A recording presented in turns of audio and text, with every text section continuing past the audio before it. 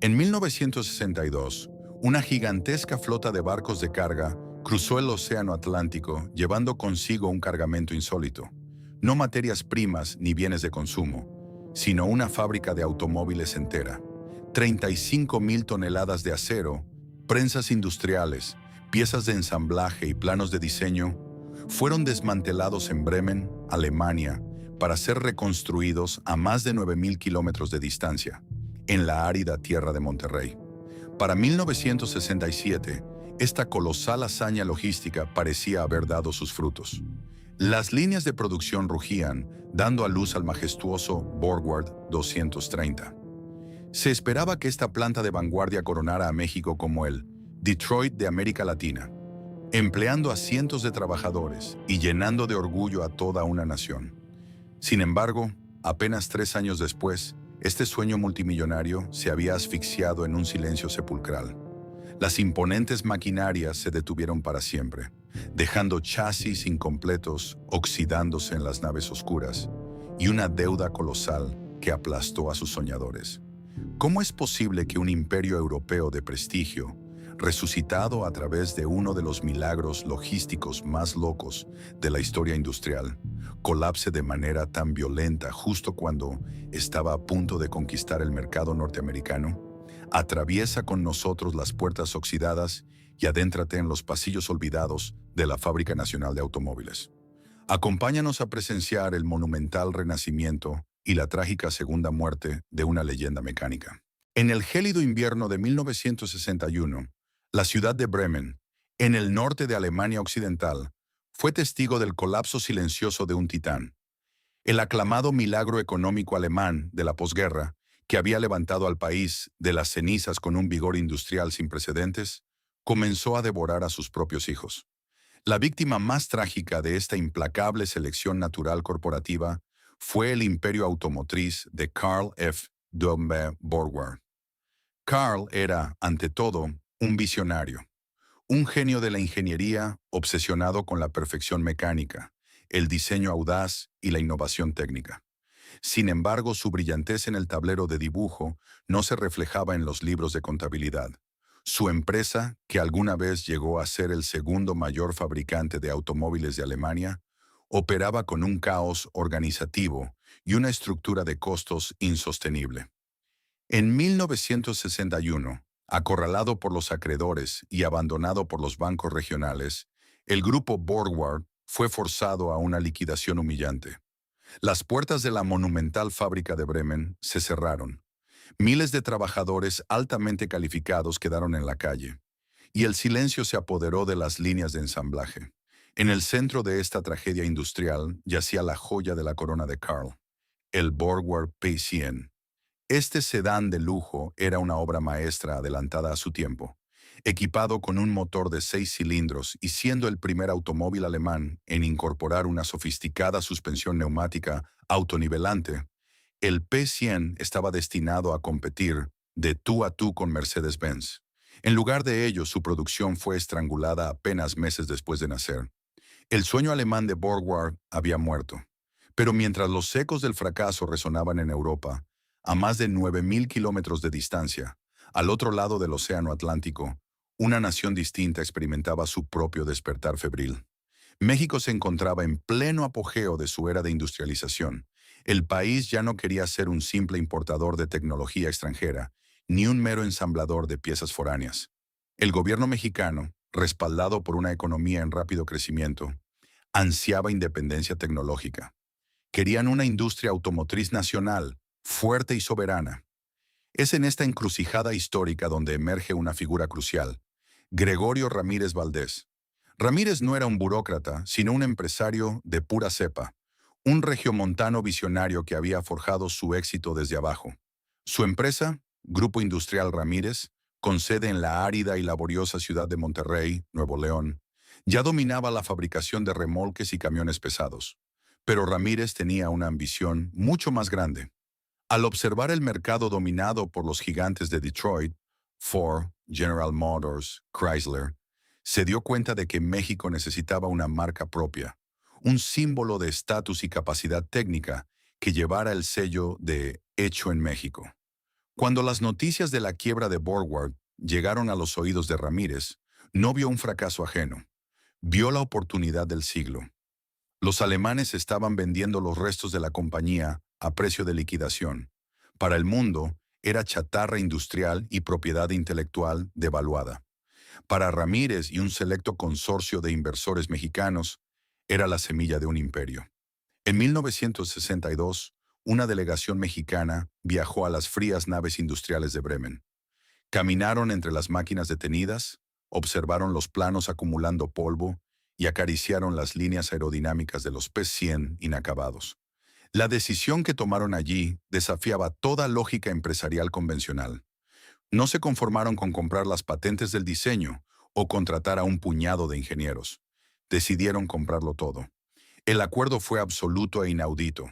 Adquirirían la planta de producción completa del P-100, incluyendo cada prensa de estampado, cada torno, cada herramienta especializada, millones de piezas de repuesto y hasta el último plano técnico. El gobierno mexicano, viendo en esta audaz maniobra el catalizador perfecto para su política de sustitución de importaciones, brindó un apoyo tácito. Los millones de dólares cambiaron de manos y los contratos internacionales fueron firmados y sellados. La euforia en Monterrey era palpable. Habían adquirido tecnología europea de punta de la noche a la mañana. El sueño de la Fábrica Nacional de Automóviles acababa de nacer en papel. Sin embargo, a medida que el champán se calentaba en las celebraciones de la junta directiva, una realidad mucho más oscura y abrumadora comenzó a instalarse. El dinero había sido pagado, los derechos eran suyos, pero la fábrica seguía en Alemania. El verdadero desafío apenas comenzaba.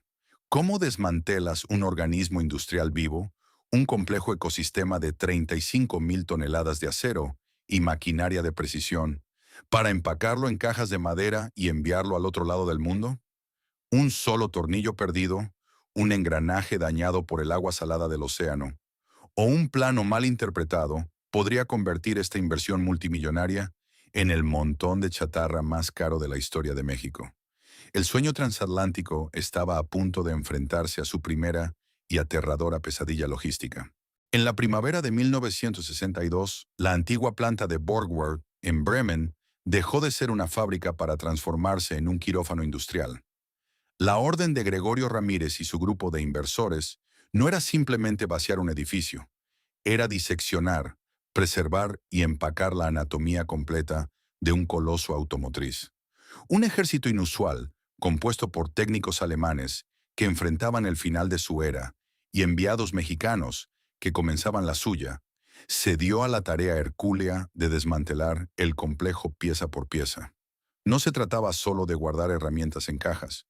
Estaban embalsamando una línea de producción entera para un viaje transatlántico que no tenía precedentes en la historia humana. La escala del inventario desafiaba la cordura logística. 35,000 toneladas métricas de equipamiento debían ser catalogadas, recubiertas meticulosamente con gruesas capas de grasa protectora para resistir la corrosión marina, y selladas en miles de gigantescas cajas de madera construidas a medida. Para entender la magnitud de esta empresa, hay que imaginar prensas de estampado de carrocerías que pesaban cientos de toneladas, tornos de altísima precisión, matrices de corte, enormes hornos de pintura, sistemas neumáticos complejos y kilómetros de cableado industrial. Junto a la maquinaria pesada, se empacaron inventarios enteros de piezas sobrantes, miles de faros, parabrisas intactos, asientos de cuero crudo y bloques de motor fundidos que nunca llegaron a latir. A esto se sumaba el tesoro intelectual más valioso y frágil de todos: más de 70,000 planos de ingeniería originales, diagramas de flujo y manuales de ensamblaje que contenían el código genético completo del Borgward P-100. Durante meses amargos y fríos, el ensordecedor ruido de los martinetes y las grúas de desmantelamiento reemplazó al rítmico zumbido de las cintas transportadoras. Para los trabajadores de Bremen era un funeral logístico. Cada máquina que se arrancaba de sus cimientos dejaba un cráter vacío en el suelo de hormigón alemán, pero representaba la primera piedra de un imperio prometido en Monterrey. Largos e interminables convoyes de camiones de plataforma ancha comenzaron a desfilar día y noche desde los terrenos de la fábrica hasta los muelles del puerto. transportando cajas colosales que parecían contener edificios enteros. Finalmente, una flota entera de barcos cargueros fue fletada exclusivamente para esta misión. En las oscuras entrañas de acero de estos navíos se estibó el sueño industrial de México. Cuando las pesadas grúas portuarias depositaron el último torno de precisión en la bodega del buque final, las sirenas de los barcos aullaron, anunciando el inicio de una travesía épica a través del implacable océano Atlántico. Las naves cortaron las olas bravías bajo tormentas y cielos grises, llevando consigo no solo toneladas de hierro inerte, sino el peso aplastante de la esperanza y la inversión de toda una nación. Mientras los barcos se adentraban en la inmensidad de alta mar, la absoluta locura de la hazaña se hacía evidente. Si un barco se hundía, si una tormenta desplazaba la carga y destruía las prensas, el sueño terminaría antes de empezar. El destino de la Fábrica Nacional de Automóviles flotaba a la deriva, a merced de las corrientes marinas. Semanas de angustiosa espera concluyeron cuando la Armada Logística tocó tierra firme en los puertos del Golfo de México, principalmente en Tampico. Allí, bajo un sol abrasador que contrastaba con el frío de Bremen, se puso en marcha la segunda y agotadora fase del éxodo. Las titánicas cajas de madera fueron descargadas con extrema precaución, balanceándose en el aire húmedo del puerto, y transferidas a interminables trenes de carga. La caravana ferroviaria emprendió su marcha hacia el norte, cruzando sierras escarpadas y vastos desiertos, arrastrando miles de toneladas de acero hacia el corazón árido y laborioso del estado de Nuevo León. Monterrey, la incuestionable capital industrial de México, esperaba con los brazos abiertos y la respiración contenida. En los extensos terrenos recién adquiridos en el municipio de General Escobedo, se habían comenzado a levantar a un ritmo frenético las imponentes naves de acero que albergarían a la naciente Fábrica Nacional de Automóviles S.A., FANASA.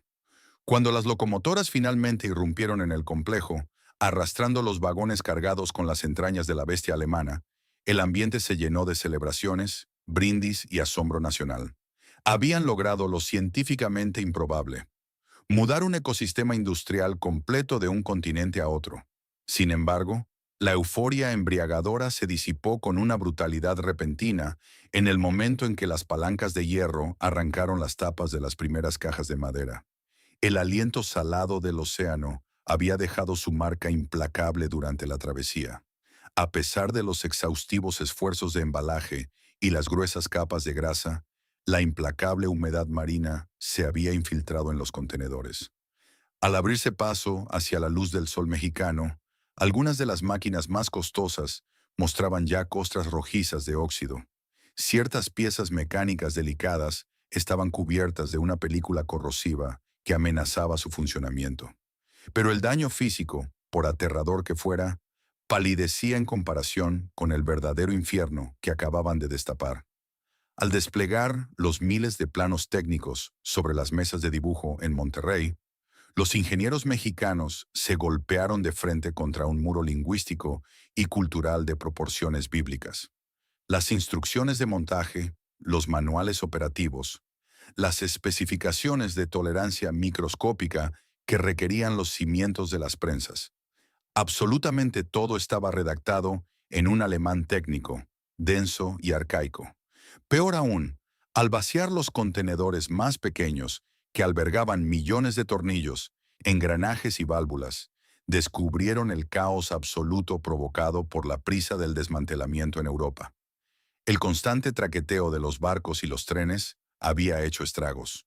Miles de etiquetas de identificación se habían desprendido de sus piezas. Otras estaban manchadas de grasa y eran totalmente ilegibles. De pie en medio de aquellas inmensas naves vacías, la realidad golpeó a los directivos de FANASA con la fuerza de un yunque. Ante ellos no yacía una fábrica moderna lista para conectarse a la corriente y comenzar a funcionar.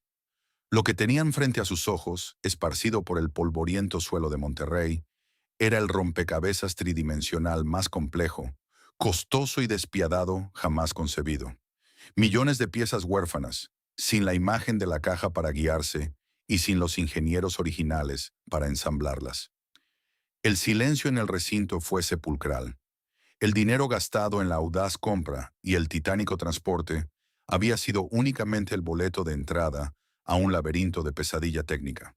Para hacer que aquella montaña de chatarra desorganizada volviera a cobrar vida y a escupir automóviles de lujo, iban a necesitar mucho más que capital financiero. Iban a necesitar un milagro de proporciones colosales. El viento ardiente que barría los llanos de General Escobedo parecía susurrar la palabra imposible entre las inmensas naves de acero recién construidas. Frente a los directivos de la recién bautizada Fábrica Nacional de Automóviles S.A., FANASA, se extendía un océano caótico de engranajes, prensas oxidadas y millones de piezas anónimas.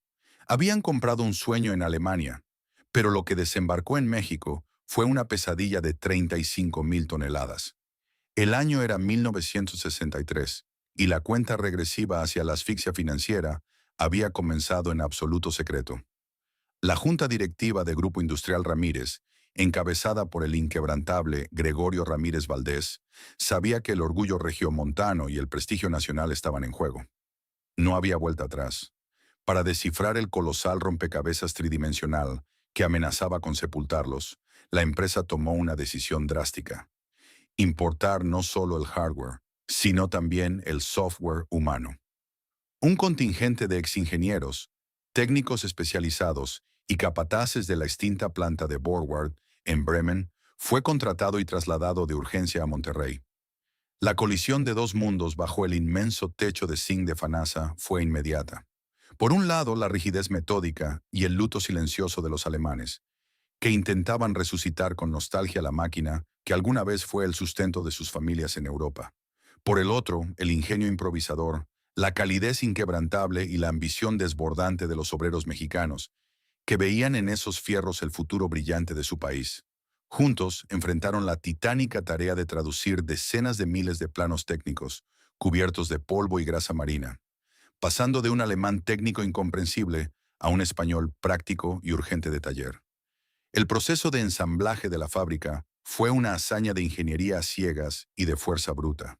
Tuvieron que excavar fosos de decenas de metros de profundidad y verter miles de toneladas de concreto reforzado, siguiendo especificaciones milimétricas, para crear los cimientos que soportarían las masivas prensas de estampado.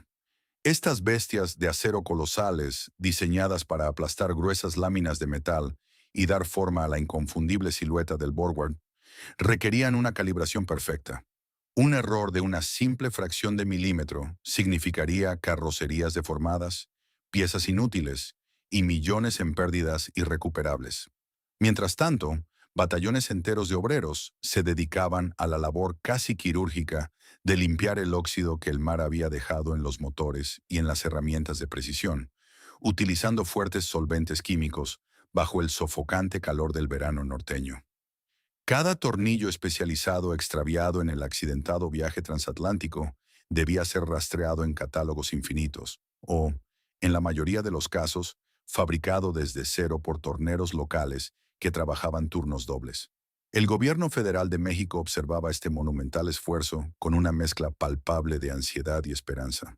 En 1962, la Administración Nacional había emitido un decreto histórico que exigía a las empresas automotrices alcanzar un alto porcentaje de contenido de fabricación local en sus vehículos para poder seguir operando en el territorio.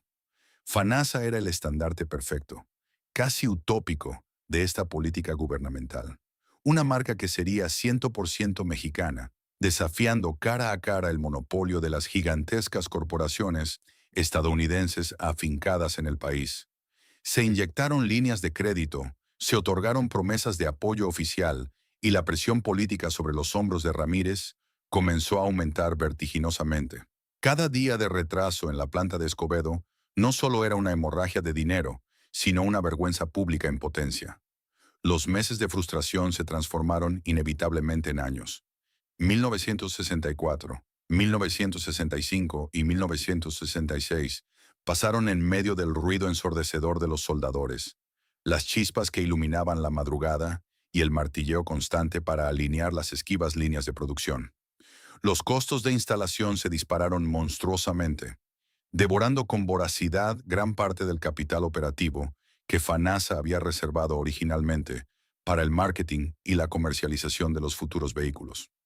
La billetera de la empresa se vaciaba a un ritmo aterrador, simplemente intentando conectar los cables y ensamblar las grúas. Pero la persistencia terca a veces logra torcerle el brazo al destino. Para mediados de 1967, el paisaje dentro de la planta había cambiado radicalmente. El caos depresivo de piezas esparcidas por el suelo de tierra había desaparecido, reemplazado por la imponente, reluciente y ordenada estructura de una línea de ensamblaje moderna. Los hornos de pintura estaban sellados y presurizados. Las grúas puente colgaban majestuosas del techo, y las estaciones de tapicería esperaban pacientemente los cueros vírgenes. El monstruo alemán había sido completamente reconstruido en suelo mexicano. El día de las pruebas finales, el silencio de tensión en la planta era tan denso que casi se podía cortar con un cuchillo.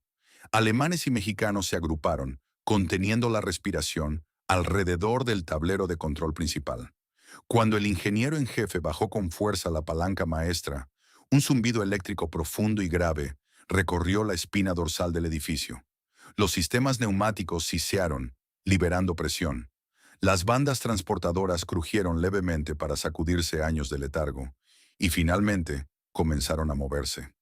Las inmensas prensas cayeron con un estruendo brutal que hizo temblar el suelo, escupiendo el primer panel de acero perfecto. El júbilo estalló en aplausos descontrolados, lágrimas de alivio y abrazos entre dos naciones.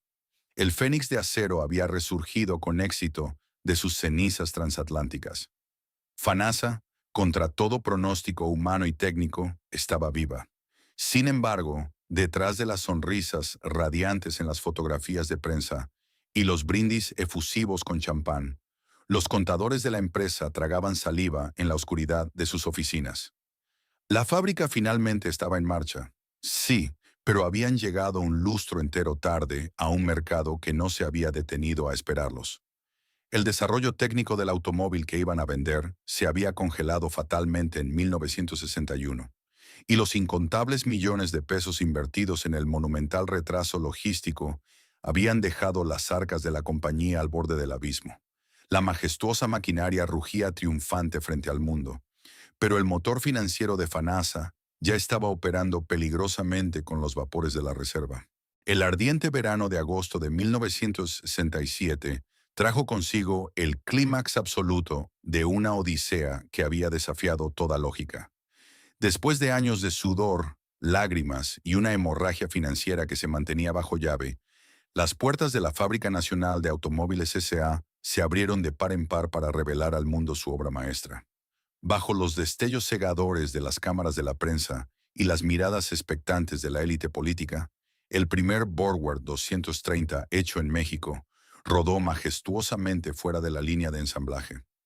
No era simplemente un automóvil, era una declaración de independencia industrial forjada en acero y cromo. El Borgward 230 era una visión de elegancia temporal y poder mecánico. Su carrocería presentaba líneas aerodinámicas, acentuadas por detalles cromados que brillaban bajo el sol norteño. En su interior, la tapicería de cuero de primera calidad y los paneles de madera pulida olían a lujo europeo, pero ahora llevaban el inconfundible orgullo regiomontano. Bajo el cofre latía un potente motor de 6 cilindros en línea, capaz de entregar un rendimiento que rivalizaba con los mejores vehículos de su clase. Pero la verdadera joya de la corona, el elemento que dejaba boquiabiertos a los críticos automotrices de la época, era su sofisticada suspensión neumática autonivelante. Esta maravilla de la ingeniería permitía que el pesado vehículo flotara sobre las imperfecciones del asfalto, ofreciendo un viaje tan suave que la publicidad afirmaba que se podía beber una copa de champán en el asiento trasero sin derramar una sola gota. Era, en todos los sentidos, un automóvil adelantado a su tiempo, un sedán de superlujo diseñado para la élite. El lanzamiento fue un evento de proporciones épicas. Gregorio Ramírez Valdés, el hombre que había soñado lo imposible, se erguía orgulloso junto a su creación. Los discursos oficiales resonaron en las inmensas naves industriales, proclamando que Monterrey se había convertido oficialmente en el Detroit de América Latina. El gobierno celebraba a FANASA como el triunfo definitivo de su política de industrialización. Por primera vez en la historia, México no estaba ensamblando kits enviados por corporaciones extranjeras bajo estrictas directrices foráneas. México poseía la fábrica, los planos, la marca y el destino de su propia producción. Durante los siguientes meses, una ola de euforia nacionalista impulsó las ventas. El Borgward 230 se convirtió instantáneamente en el símbolo de estatus definitivo para la alta sociedad mexicana. Políticos de alto rango, empresarios acaudalados y celebridades del cine se apresuraron a adquirir uno. Ver un Borgward deslizarse silenciosamente por el elegante Paseo de la Reforma en la Ciudad de México o por las amplias avenidas de Monterrey era un espectáculo que inflaba el pecho de cualquier ciudadano. Era la prueba tangible de que el país podía codearse con las potencias industriales del primer mundo. La maquinaria publicitaria funcionaba a la perfección. Los folletos mostraban familias felices y sofisticadas viajando en su Borgward, destacando la frase «La excelencia automotriz de México». En la superficie, el espejismo de la prosperidad era total, deslumbrante e impecable. FANASA parecía estar a punto de conquistar el mercado y justificar la inmensa fortuna que había costado trasladar la fábrica desde Bremen. Sin embargo, la luz de los reflectores en las salas de exhibición no lograba iluminar las sombras que se alargaban en las profundidades de las bodegas de Escobedo. Lejos del glamour y las celebraciones, en el ruidoso corazón de la línea de producción, los capataces y los ingenieros jefes comenzaban a vivir un terror silencioso que carcomía los cimientos del proyecto. El problema comenzó con murmullos aislados y pronto se convirtió en un pánico generalizado en el departamento de inventarios. A medida que las cuotas de producción exigían más vehículos para satisfacer la demanda inicial, los trabajadores que iban a las estanterías en busca de piezas se encontraban con espacios vacíos. El inventario físico no coincidía en absoluto con los inmensos libros de contabilidad traídos de Alemania. El desorden del desmantelamiento apresurado en Europa y los estragos del viaje transatlántico finalmente estaban cobrando su verdadera factura. Habían trasladado miles de motores completos y toneladas de chapa metálica. Sí, pero faltaban detalles minúsculos y críticos. Faltaban ciertos relevadores eléctricos específicos que controlaban la sofisticada suspensión. Faltaban molduras de las puertas, bisagras de diseño único y empaques de goma especiales que sellaban los cristales. Eran piezas insignificantes en tamaño, pero cuya ausencia paralizaba por completo la terminación del vehículo. La realidad golpeó con una fuerza devastadora. De nada servía tener la capacidad de estampar 100 carrocerías perfectas al día si no podían instalar los faros, porque los tornillos de sujeción alemanes, de una métrica inusual, simplemente no existían en México. Decenas de hermosos chasis, pintados y con los motores instalados, comenzaron a acumularse en los patios traseros de la fábrica, inmovilizados, a la espera de un miserable cable o una manija que jamás llegaría. El brillante triunfo de agosto de 1967 era, en realidad, una fachada deslumbrante. Detrás de ella, la línea de montaje de FANASA no era un río fluido de producción continua, sino un pantano logístico que comenzaba a asfixiarse con su propia complejidad. El espejismo se estaba desvaneciendo rápidamente, revelando un abismo oscuro de motores incompletos y facturas impagables. La euforia inicial que rodeó el lanzamiento del Borgward 230 pronto chocó violentamente contra un muro infranqueable: la dura y fría realidad de la producción automotriz en masa. Ensamblar un vehículo de exhibición deslumbrante bajo la cuidadosa supervisión de ingenieros expertos es una proeza admirable.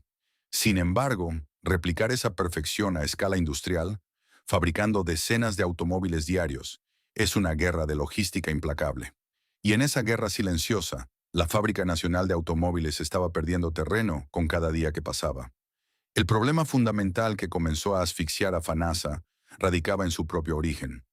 Al comprar la planta en Alemania, Gregorio Ramírez y sus socios habían adquirido el hardware masivo, las prensas, los tornos y los planos. Pero habían dejado atrás algo igualmente vital e imposible de empacar en cajas de madera: el ecosistema de proveedores. En Bremen, la fábrica de Karl Borgward dependía de una intrincada y altamente especializada red de fabricantes locales que suministraban de todo, desde relés eléctricos complejos hasta cristales curvos y pequeñas piezas de cromo. En el desierto de Nuevo León, esa red simplemente no existía. Para cumplir con las exigencias del gobierno mexicano sobre el porcentaje de integración nacional, FANASA se vio obligada a buscar proveedores locales para reemplazar las piezas que se agotaban del inventario traído desde Europa. Fue entonces cuando las grietas invisibles en el plan maestro comenzaron a abrirse, revelando un abismo de incompatibilidad técnica. La industria mexicana de autopartes en la década de 1960 estaba casi en su totalidad subordinada a los gigantes estadounidenses. Las fábricas locales operaban bajo las especificaciones de Ford, General Motors y Chrysler. Todo se medía en pulgadas, fracciones y estándares de Detroit. El Borgward 230, por el contrario, era una criatura de pura ingeniería alemana, diseñada estrictamente bajo el sistema métrico decimal, con tolerancias microscópicas y aleaciones de metales muy específicas. Cuando los ingenieros de FANASA entregaban los planos originales a los proveedores en Monterrey o la Ciudad de México para fabricar alternadores, empaques de puertas o sistemas de frenos, los resultados eran a menudo desastrosos. Las piezas nacionales no encajaban. Un milímetro de diferencia en el diámetro de un engranaje o una mínima variación en la rigidez de un resorte provocaba que todo el sistema de la sofisticada suspensión neumática fallara estrepitosamente. La barrera tecnológica resultó ser mucho más alta y costosa que la barrera logística del océano. La línea de producción, diseñada para fluir como un río de acero, comenzó a tartamudear y finalmente a paralizarse. A medida que avanzaban los meses de 1968, el paisaje dentro y fuera de la gigantesca planta en General Escobedo comenzó a transformarse. Los amplios patios traseros de la fábrica, que debían servir como puntos de distribución rápida hacia los concesionarios, se convirtieron en estacionamientos fantasmales repletos de vehículos a medio terminar. La imagen era tan surrealista como desgarradora para los trabajadores. Había filas interminables de majestuosos Borgward 230 relucientes, con sus motores potentes ya instalados, asientos de cuero con olor a nuevo y pintura impecable brillando bajo el sol implacable. Sin embargo, ninguno de estos autos podía venderse. Estaban inmovilizados, prisioneros de su propia sofisticación, porque les faltaba un componente ridículamente pequeño pero indispensable. Cientos de vehículos languidecían esperando un lote de manijas de puertas que no pasaban el control de calidad, motores de limpia parabrisas incompatibles o arneses eléctricos defectuosos. Este cuello de botella logístico desencadenó una pesadilla administrativa en el piso de la fábrica. En un intento desesperado por cumplir con los pedidos de los clientes más impacientes de la alta sociedad, los capataces comenzaron a autorizar una práctica destructiva conocida en la industria como canibalización. Los mecánicos tenían que desarmar piezas de vehículos recién ensamblados para instalarlas en aquellos que estaban a punto de ser entregados. El caos se apoderó de las líneas. El control de calidad se volvió una ilusión, y el aura de superlujo europeo del Borgward comenzó a mancharse con reportes de fallas eléctricas y ruidos mecánicos inexplicables en las calles. Pero el impacto más letal de estos patios, llenos de autos incompletos, no era técnico, sino financiero. Cada uno de esos chasis inmovilizados representaba miles de dólares de capital congelado. La empresa había gastado fortunas en comprar el acero, pagar a los obreros por el ensamblaje y mantener la fábrica operando, pero no podía recuperar un solo peso hasta que el auto fuera entregado al cliente final. La hemorragia de efectivo se volvió insostenible. Las cuentas por pagar a los bancos y a los escasos proveedores internacionales comenzaron a acumularse de manera alarmante. En las oficinas ejecutivas de Grupo Industrial Ramírez, el pánico reemplazó al orgullo. Las carpetas con números rojos inundaban los escritorios, y el sueño de la soberanía automotriz mexicana empezaba a sentirse como una trampa mortal de la que no podían escapar. La maquinaria aún hacía ruido, pero la empresa se estaba asfixiando desde adentro. El desastre logístico interno que asfixiaba la línea de montaje era solo una de las mandíbulas de la trampa mortal que se estaba cerrando sobre la Fábrica Nacional de Automóviles. Mientras los ingenieros en Monterrey libraban una guerra diaria y silenciosa por encontrar tornillos compatibles y relés eléctricos, El mundo exterior mutaba de una manera rápida y hostil. El ecosistema económico y político, que originalmente había inspirado el nacimiento de FANASA, se transformó en un entorno implacable que no perdonaba la debilidad. La primera tenaza que comenzó a apretar con fuerza fue la política gubernamental. A principios de la década, el gobierno mexicano había aplaudido de pie la audacia de Gregorio Ramírez y sus socios. Sin embargo, las regulaciones oficiales no se basaban en el patriotismo, sino en frías cuotas de producción. El decreto automotriz nacional exigía de manera estricta que al menos el 60% del valor del vehículo estuviera compuesto por piezas fabricadas en México. Para los gigantes estadounidenses que llevaban décadas operando en el país, cumplir esta cuota fue un ajuste costoso pero manejable.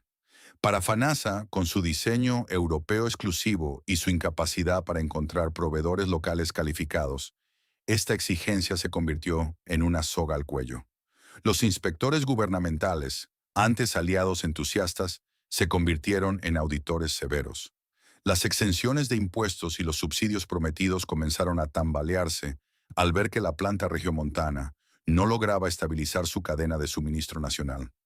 La presión burocrática sobre la junta directiva era insoportable. Si no cumplían con las cuotas de integración, perderían sus permisos para operar. Pero la segunda tenaza, la del mercado libre, resultó ser aún más despiadada. El mercado automotriz mexicano de finales de los años 60 era un campo de batalla feroz, y FANASA había llegado tarde, cansada y mal armada a la contienda. Por un lado, se enfrentaban a los colosos inamovibles de Detroit, Ford, General Motors y Chrysler. Estas corporaciones poseían un músculo financiero infinito y redes de concesionarios profundamente arraigadas en cada ciudad de México. Mientras el Borgward 230 luchaba por salir de la fábrica, los estadounidenses inundaban las calles con modelos nuevos cada año, impulsados por potentes motores VR8, piezas de repuesto abundantes en cualquier taller de esquina y un mantenimiento sumamente predecible. Por otro lado, y quizás de manera mucho más letal, surgió una amenaza desde un frente inesperado.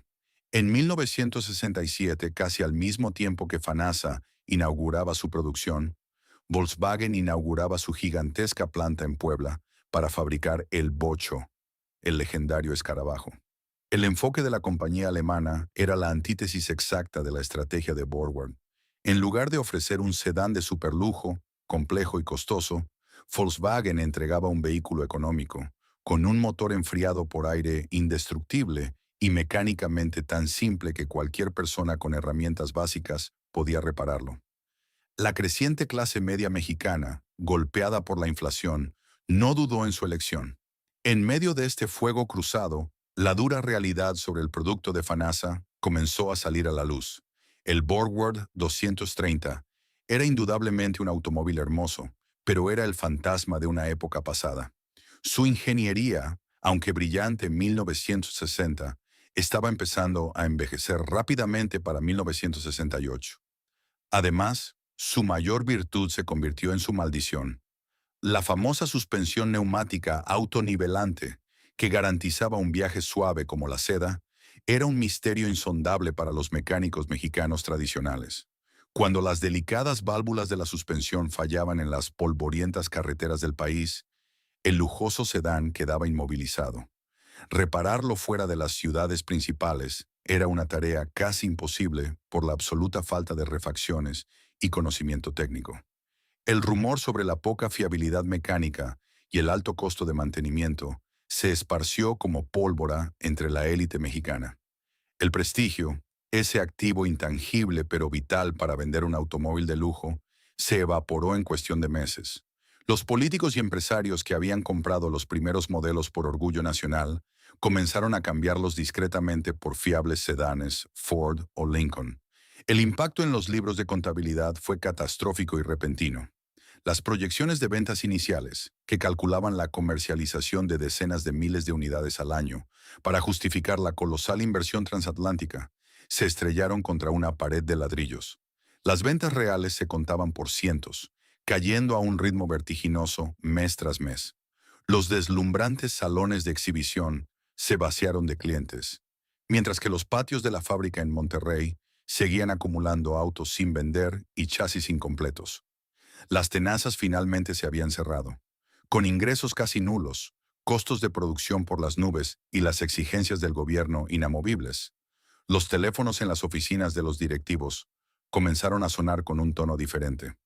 Ya no eran periodistas pidiendo entrevistas ni políticos ofreciendo felicitaciones. Eran los ejecutivos de los bancos exigiendo el pago inmediato de las masivas líneas de crédito que habían financiado el sueño. La soga del endeudamiento estaba a punto de estrangular a la bestia de acero.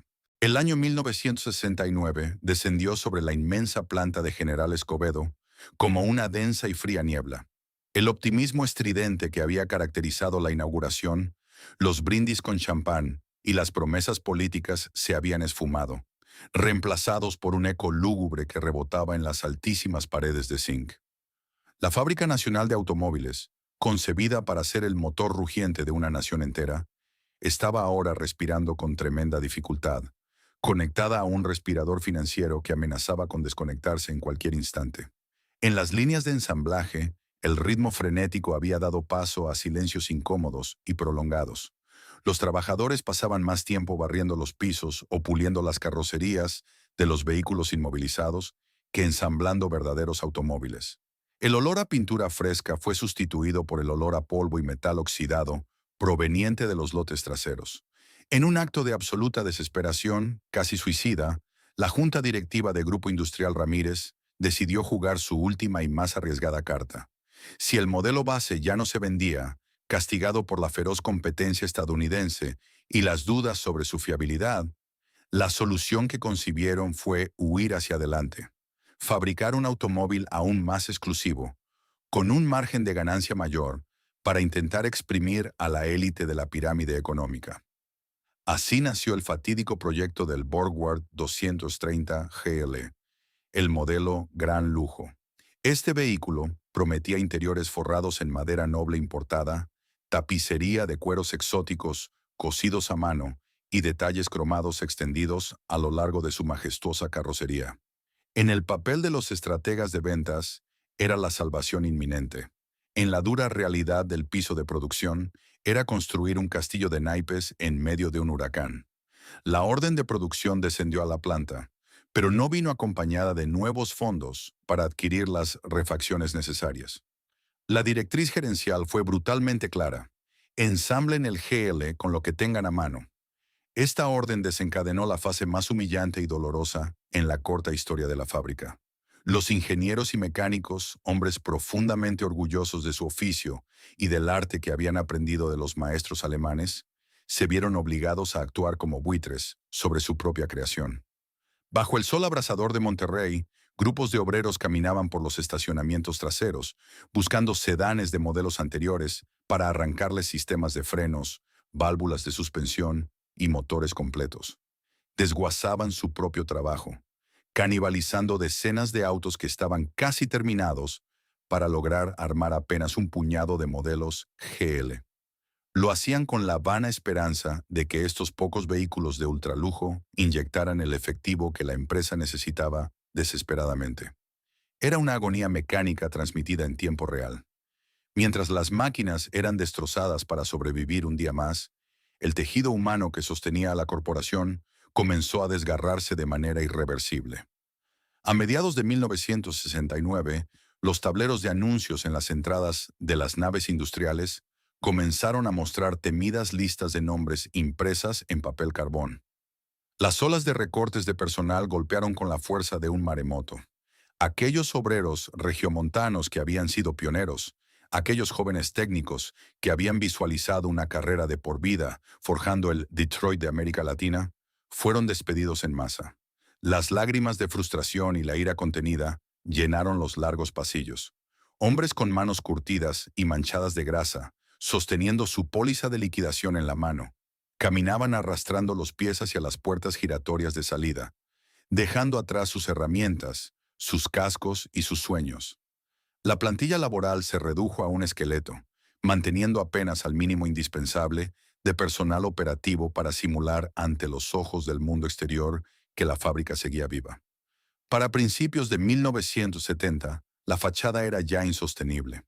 El elegante lobby de las oficinas administrativas de FANASA, que apenas un par de años antes había recibido a gobernadores, ministros y celebridades caminando sobre alfombra roja, ahora albergaba a un tipo de visitante mucho más sombrío e implacable. Hombres de trajes grises con maletines de cuero oscuro esperaban durante horas en la recepción. Eran abogados de bancos nacionales, representantes de acreedores y emisarios del Departamento de Impuestos del gobierno. Exigían con voz amenazante pagos millonarios que simplemente no existían. Los ejecutivos de la empresa se encerraban bajo llave en sus oficinas de caoba, apagando las luces y negándose a responder los teléfonos que sonaban incesantemente. Las líneas de crédito habían sido cortadas con tijeras de acero. Las cuentas bancarias de la compañía estaban embargadas o completamente vacías. El punto de quiebre definitivo, el momento exacto en que la negación dio paso a la cruda y aterradora realidad, llegó un sombrío viernes por la tarde. Como era la costumbre semanal, los obreros que aún conservaban su empleo se agruparon cerca de las ventanillas de la oficina de nómina, al finalizar su extenuante turno, esperando sus sobres con el pago en efectivo. Minuto a minuto, la ansiedad crecía. La ventanilla permaneció herméticamente cerrada. El silencio en el patio central era denso, casi asfixiante, interrumpido solo por los susurros nerviosos de los trabajadores. De pronto, la puerta lateral se abrió pesadamente. Un gerente de recursos humanos, con el rostro ceniciento y la mirada perdida, salió al patio. Su voz, quebrada y apenas audible sobre el viento que soplaba desde el desierto, entregó el mensaje que congeló la sangre de cientos de familias. No hay dinero. Los bancos han congelado todo. Por favor, vayan a sus casas. Al girar la cabeza y mirar hacia los inmensos portones de acceso de la fábrica, los obreros no vieron camiones transportadores listos para distribuir los autos del mañana, sino patrullas de policía y agentes notificadores listos para poner candados legales a lo que quedaba del imperio. El Fénix transatlántico no iba a volar más. Una mañana brumosa a finales de 1970 se alzó sobre el municipio de General Escobedo, arrojando una luz pálida y fría sobre los inmensos techos de zinc de la Fábrica Nacional de Automóviles. Para el ojo inexperto desde el exterior, el complejo industrial seguía siendo un gigante dormido que esperaba despertar con el turno matutino. Pero en el interior, el aire tenía la densidad insoportable de un funeral a punto de celebrarse. No había camiones de reparto haciendo fila en los muelles de carga, ni columnas de humo elevándose de los hornos de pintura. El estridente y rítmico latido mecánico, que alguna vez prometió convertir a Monterrey en el Detroit de América Latina, se había reducido a un eco fantasmagórico. Aquel día un grupo reducido de obreros y técnicos, los últimos supervivientes de las brutales oleadas de despidos, cruzaron las puertas de acceso arrastrando los pies. No había tarjetas que checar ni cuotas de producción que cumplir en las pizarras. Sabían que este era el final. Los bancos habían cortado el oxígeno financiero de manera definitiva. Las cuentas estaban embargadas y los proveedores habían dado la espalda. Sin embargo, en un acto de melancolía industrial y obstinado orgullo regiomontano, los hombres decidieron que la inmensa planta no moriría con un gemido pasivo, sino haciendo aquello para lo que había sido construida, una última vez. En el centro de la silenciosa nave principal descansaba un chasis desnudo, el esqueleto del que sería el último Borgward 230, ensamblado en suelo mexicano. La tarea de terminar este automóvil se convirtió en un ritual sagrado para los mecánicos. No tenían piezas nuevas en el almacén, por lo que la construcción del vehículo requirió expediciones de recolección en los propios patios traseros de la fábrica. Caminaron entre cientos de autos abandonados e incompletos, desarmando un alternador por aquí, recuperando un panel de puerta intacto por allá y drenando fluidos de motores que nunca llegarían a encenderse. Trabajaron con una lentitud deliberada, casi reverencial. No había prisa, porque no había un mañana. Cada tuerca apretada y cada panel cromado ajustado llevaba consigo el peso de los sueños rotos de toda una nación. Los tapiceros ajustaron los últimos pedazos de cuero crudo en los asientos con una precisión artesanal, asegurándose de que, a pesar de estar hecho con las sobras de la derrota, el vehículo conservara la majestuosidad inherente al diseño original de Carl Borgward. El montaje del último motor de 6 cilindros fue realizado en un silencio sepulcral, interrumpido únicamente por el tintineo metálico de las llaves de tuercas. Los ingenieros alemanes que aún quedaban en la planta, con los rostros envejecidos por el fracaso de su segundo imperio, trabajaban codo a codo con los jóvenes mexicanos que habían aprendido el oficio de sus manos. Cuando conectaron la última manguera de la sofisticada suspensión neumática autonivelante, dieron un paso atrás. El coche estaba completo. Era un hermoso monstruo mecánico, ensamblado a partir de los fragmentos de una utopía fallida.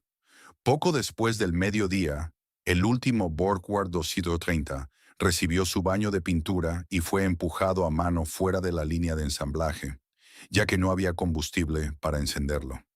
Las luces de la nave industrial se reflejaron en su capó pulido, ofreciendo un destello final de grandeza antes de que la realidad cayera como un telón de plomo. A las 3 de la tarde, el gerente de planta, flanqueado por 2 representantes legales enviados por los acreedores, caminó por el pasillo central hacia la estación de control maestro. El sonido de sus zapatos de suela dura resonó contra el concreto, marcando los últimos segundos de vida de Fanasa. Los obreros dejaron sus herramientas sobre las mesas de trabajo por última vez, limpiaron la grasa de sus manos con estopas manchadas y se reunieron en semicírculo alrededor del panel eléctrico principal. Nadie pronunció una sola palabra. Con un movimiento pesado y resignado, el gerente aferró la gruesa palanca roja del interruptor maestro y tiró de ella hacia abajo. El sonido que siguió fue desgarrador. El profundo zumbido eléctrico que había sido el alma de la fábrica durante 3 años se apagó de golpe. Segundos después, se escuchó el largo y sibilante suspiro de las inmensas tuberías de aire comprimido despresurizándose, como si la planta entera estuviera exhalando su último aliento. Las luces de vapor de mercurio colgadas del techo parpadearon con un zumbido agónico antes de extinguirse una por una, sumergiendo las masivas prensas de acero de 300 toneladas en una profunda oscuridad. Las majestuosas máquinas que alguna vez cruzaron el Océano Atlántico, huyendo de la muerte en Alemania, finalmente se habían convertido en estatuas de hierro sin vida en el desierto mexicano. En un solemne y fúnebre desfile, los hombres comenzaron a caminar hacia la salida. Algunos recogieron sus llaves inglesas personales. Otros simplemente dejaron sus uniformes doblados sobre las cajas de madera en las que las herramientas habían llegado de Europa años atrás. A medida que cruzaban el inmenso patio delantero, nadie miraba hacia atrás. El dolor de ver la obra de su vida reducida a un monumento de fracaso corporativo era demasiado intenso. Una vez que el último hombre cruzó la salida, los guardias de seguridad tiraron de las pesadas rejas de acero. El fuerte sonido metálico del candado cerrándose resonó en la avenida vacía. La Fábrica Nacional de Automóviles estaba oficialmente muerta. Habían transportado 35,000 toneladas de ingeniería, de punta, a través de más de 9,000 kilómetros de océano furioso y montañas traicioneras, invirtiendo decenas de millones de dólares y el orgullo de un país entero, solo para operar de manera funcional durante menos de 3 años. Detrás de esas rejas cerradas, en la absoluta oscuridad, quedaba encerrado el fantasma de una de las aventuras industriales más audaces y trágicas del siglo XX. El silencio que descendió sobre la planta de General Escobedo a principios de la década de 1970 era tan pesado que casi podía palparse.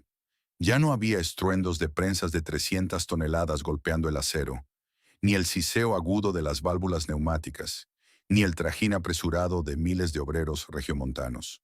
En lugar de eso, solo se escuchaba el aullido del viento del desierto de Nuevo León, colándose por las rendijas de las inmensas naves industriales y el eco vacío de la ruina. Cuando los liquidadores bancarios y los auditores gubernamentales finalmente abrieron los libros de registro oficiales, la cifra final de producción reveló la magnitud absoluta y aterradora del fracaso. En sus casi 3 años de operaciones espasmódicas y agónicas, la Fábrica Nacional de Automóviles había logrado ensamblar y vender exactamente 2,280 vehículos, poco más de 2,000 unidades. Para una instalación colosal, diseñada, dimensionada y equipada para escupir decenas de miles de automóviles anuales, y dominar el mercado de lujo latinoamericano, este número no era solo una decepción comercial, era una tragedia estadística. Cada uno de esos automóviles representaba un costo de producción tan astronómico que en retrospectiva hubiera sido más barato importarlos directamente en avión desde Europa y regalarlos. El cráter financiero que dejó la implosión de FANASA fue monumental. Las deudas contraídas con bancos nacionales, líneas de crédito internacionales cortadas abruptamente y los compromisos no pagados a los escasos proveedores sumaban decenas de millones de pesos. Todo el peso asfixiante de este cataclismo cayó directamente sobre los hombros de Grupo Industrial Ramírez. Gregorio Ramírez Valdés, el hombre que había arriesgado su prestigio empresarial y su inmensa fortuna persiguiendo el sueño patriótico de un automóvil 100% mexicano, se vio obligado a realizar maniobras financieras desesperadas. Durante los años siguientes, tuvo que absorber las pérdidas millonarias y reestructurar ferozmente para evitar que el colapso letal de su división automotriz arrastrara a la quiebra al resto de su conglomerado de camiones pesados y remolques. El grupo sobrevivió, pero la ambición automotriz quedó amputada para siempre. Para pagar estas enormes deudas, la orden de los tribunales mercantiles fue fría e implacable: liquidar absolutamente todo. Así comenzó la segunda, y definitivamente la más triste, desmembración de la bestia alemana. Los mismos engranajes, prensas de estampado y tornos de alta precisión que años atrás habían sido cuidadosamente embalados, recubiertos de grasa protectora y transportados a través de 9.000 kilómetros de océano furioso, con la reverencia reservada para un tesoro nacional, ahora eran tratados como simple y vil chatarra. Grupos de subastadores y compradores de hierro viejo recorrieron las naves muertas con tablas de sujeción en mano, marcando con tiza blanca las máquinas que alguna vez fueron el pináculo del orgullo de Bremen. El proceso de desmantelamiento fue crudo, acelerado y sin ceremonias. Muchas de las prensas gigantescas fueron brutalmente cortadas con sopletes de acetileno en el mismo lugar donde estaban ancladas, simplemente porque era demasiado caro y complejo desarmarlas enteras para moverlas. Los costosos moldes de acero templado, verdaderas maravillas de la ingeniería alemana, que guardaban celosamente las elegantes líneas aerodinámicas del Borgward 230, fueron vendidos al peso. Se fundieron en hornos locales para fabricar varillas de construcción, varas de acero común o piezas burdas de maquinaria agrícola. Millones de piezas pequeñas, como tornillos especializados, componentes del tablero, relés eléctricos y enormes manuales técnicos en alemán, terminaron siendo arrojados directamente en vertederos municipales de Monterrey, sepultados bajo toneladas de tierra. Los inmensos patios traseros de la fábrica, antes repletos de promesas relucientes, se transformaron en un dantesco cementerio de motores. Cientos de bloques de 6 cilindros abandonados, transmisiones parcialmente ensambladas y chasis desnudos quedaron expuestos a la intemperie, oxidándose bajo el sol inclemente y las lluvias esporádicas. Durante años, los habitantes locales contaban historias de cómo ciertas piezas huérfanas del fallido sueño automotriz se encontraban dispersas por los talleres mecánicos clandestinos de la región, utilizadas como refacciones improvisadas para mantener vivos otros vehículos. La planta misma, aquella catedral de zinc y acero construida para desafiar a Detroit, quedó vacía y desolada. Esta inmensa tumba industrial no solo enterró miles de toneladas de metal valioso, sino que sepultó de manera definitiva la audaz esperanza de una soberanía tecnológica plena. El silencio absoluto de las naves vacías se erigió como un recordatorio constante, gigantesco e implacable, del altísimo precio que se paga cuando la ambición desmedida y el romanticismo nacionalista chocan de frente contra la fría y despiadada realidad de la manufactura global. Han pasado más de 5 décadas desde que los pesados candados de acero sellaron definitivamente las puertas de la Fábrica Nacional de Automóviles S.A. en General Escobedo. El implacable paso del tiempo, el sol abrasador del desierto y el desarrollo urbano expansivo de Monterrey han borrado casi todo rastro físico de aquel sueño transatlántico. Los inmensos terrenos que alguna vez albergaron las 35.000 toneladas de maquinaria alemana fueron eventualmente vendidos, subdivididos y reutilizados. Sin embargo, el fantasma del colapso automotriz más espectacular de América Latina se niega a desaparecer por completo. Su eco resuena, paradójicamente, en el silencio de los garajes de lujo y en las lecciones indelebles de la historia económica. La ironía suprema del destino ha dictado un final inesperado para los automóviles que arruinaron a sus creadores. De los escasos 2.280 Borgward 230 que lograron escapar de la accidentada línea de ensamblaje mexicana, la inmensa mayoría sucumbió rápidamente ante la brutal escasez de refacciones. Murieron en los márgenes de las carreteras, abandonados por dueños frustrados, y terminaron devorados por las trituradoras de chatarra. Pero un puñado de ellos, escondidos bajo gruesas lonas en graneros oscuros o celosamente guardados por familias acaudaladas, lograron sobrevivir al paso de los años. Hoy en día, el Borgward 230, hecho en México, ha experimentado una resurrección asombrosa. Ya no es visto como un sedán obsoleto o un fracaso comercial, sino como el santo grial de los coleccionistas de automóviles clásicos. En subastas internacionales y concursos de elegancia automotriz, estas raras bestias mecánicas alcanzan precios astronómicos. Los pocos ejemplares que mantienen su sofisticada suspensión neumática funcionando y su interior de cuero original intacto son exhibidos como joyas históricas. Irónicamente, el nivel de exclusividad y prestigio que Gregorio Ramírez soñó alcanzar en 1967, el automóvil finalmente lo consiguió medio siglo después, no a través del éxito de su producción masiva, sino a través de la tragedia de su extrema rareza. Pero más allá de los reflectores de las subastas, el verdadero legado de FANASA yace en una lección empresarial de una profundidad brutal. Durante mucho tiempo, la historia oficial culpó de la caída al cambio de políticas gubernamentales, a la feroz competencia de los gigantes de Detroit y al auge del humilde Volkswagen. Sin embargo, bajo la superficie, la caída del proyecto regiomontano desnudó una verdad mucho más incómoda sobre la naturaleza misma de la industrialización. Ramírez y su consorcio de inversionistas cometieron un error fatal nacido de una incomprensión fundamental. Creyeron, con la audacia característica de su época, que un imperio tecnológico era un objeto físico que podía simplemente comprarse con cheques millonarios, empacarse en cajas de madera y mudarse de un continente a otro. Compraron las prensas más pesadas, las matrices más exactas y los planos más detallados. Compraron el hardware absoluto, pero ignoraron trágicamente que una fábrica moderna no es un ente aislado, es el corazón palpitante de un vasto organismo.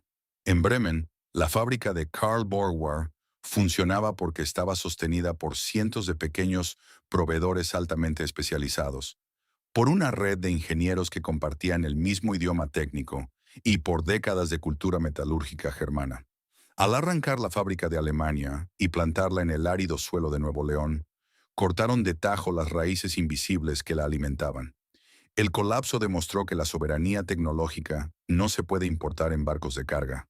La ingeniería de precisión no es solo maquinaria, es un ecosistema, un tejido social e industrial profundo que requiere generaciones enteras para cultivarse.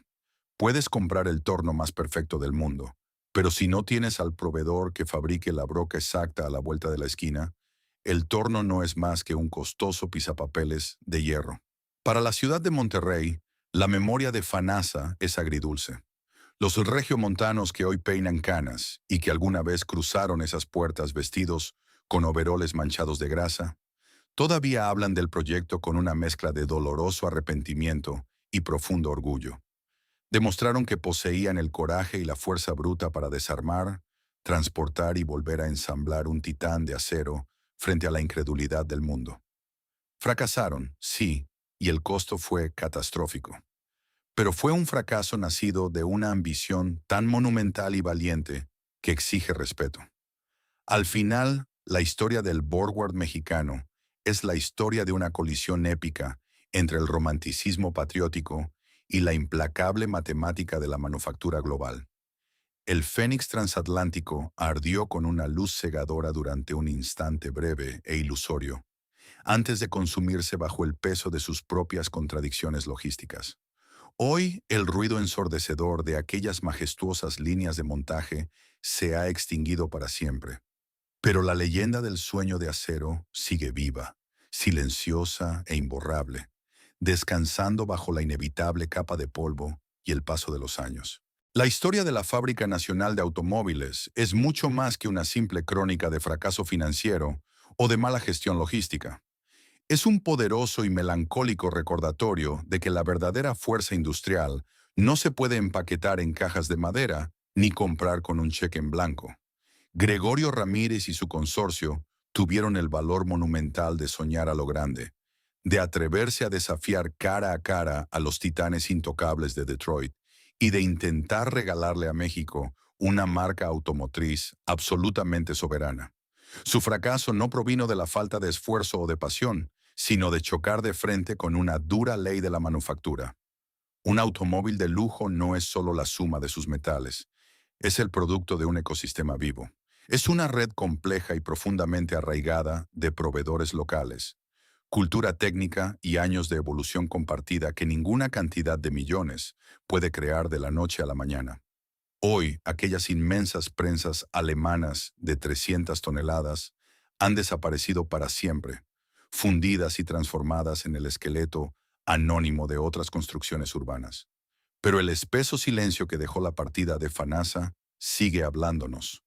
Nos advierte sobre los límites de la ambición humana, sobre la delgada y peligrosa línea que separa a la audacia visionaria de la locura empresarial, y sobre el altísimo precio que pagan aquellos que se atreven a alterar por la fuerza el orden global. Mientras unos pocos afortunados mantienen celosamente vivos esos escasos y hermosos Borgward 230 en sus garajes de colección, el resto de nosotros nos quedamos con la memoria imborrable de un fénix de acero que intentó volar al otro lado del mundo antes de que le crecieran alas en su nuevo hogar. ¿Qué piensas tú sobre esta colosal y trágica aventura transatlántica? ¿Crees que un proyecto de esta audacia podría tener éxito en el hiperconectado mundo globalizado de hoy? ¿O el ecosistema industrial local sigue siendo el factor que dicta la vida y la muerte de una fábrica? Déjanos tu valiosa opinión en la caja de comentarios. Nos encantará leer tu perspectiva. Y si esta historia sobre las entrañas oxidadas del mundo industrial te ha cautivado, no olvides suscribirte al canal y darle like al video para que sigamos explorando juntos los monumentos caídos de la historia económica.